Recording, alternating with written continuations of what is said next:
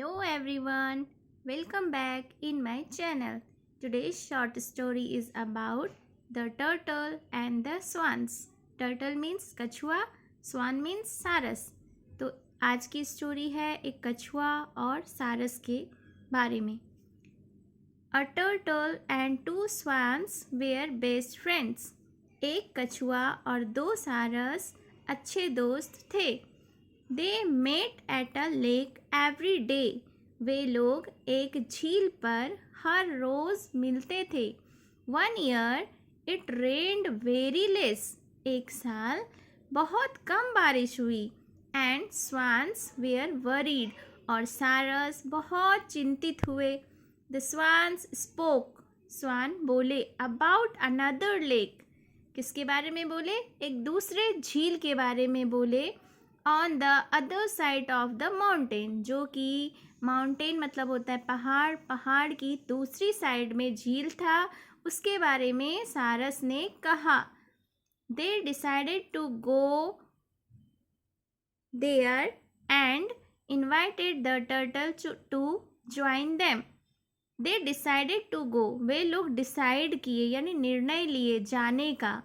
And invited और आमंत्रित किए टर्टल को भी कि वे उनके साथ जाए. He told them that he could not fly. तो टर्टल ने क्या कहा कि वह तो उड़ नहीं सकता. बट हैड एन आइडिया, लेकिन उसके पास एक आइडिया था, एक प्लान था. He asked them to hold a stick. वह क्या कहता है? एक स्टिक. स्टिक मतलब होता है एक छड़ी. छड़ी को पकड़ने के लिए. इन देयर बीक्स, उनकी चोंच में, सारस की चोंच में उसने यानी कछुए ने कहा पकड़ने के लिए एक स्टिक को. And he would hold the stick in the middle. और वह क्या करता कि वह अपने माउथ से, अपने मुंह से स्टिक को बीच में पकड़ लेता. The swans agreed. स्वान क्या हुए? तैयार हो गए. But warned him not to open his mouth. लेकिन अग्री तो हो गए, राजी तो हो गए, बट उसने उन्हें वार्न किया यानी चेतावनी दी. Not to open his mouth as they flew. क्या चेतावनी दी? कि अपना मुंह नहीं खोलना है जब वे उड़ेंगे. As they flew they crossed a city. As they flew they crossed a city. वे जैसे ही उड़ते गए और उन्होंने एक सिटी को, शहर को यानी पास कर रहे थे वे. The people were excited by sight. Sight मतलब होता है दृश्य और एक्साइटेड मतलब होता है उत्साहित. यानी वहाँ शहर के जो लोग थे वह इस दृश्य को देखकर उत्साहित हो गए. The turtle wanted to say something.